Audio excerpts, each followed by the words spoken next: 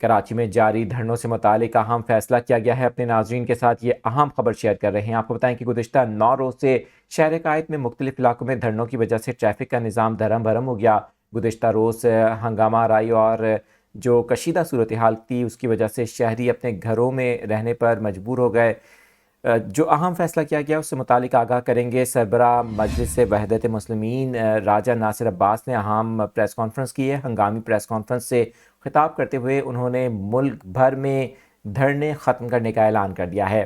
آپ کو بتائیں کہ کراچی سمیت ملک بھر میں دھرنے ختم کرنے کا اعلان کر دیا گیا ہے۔ مجلس وحدت مسلمین کے سربراہ کی جانب سے یہ پریس کانفرنس میں اعلان کیا گیا ہے۔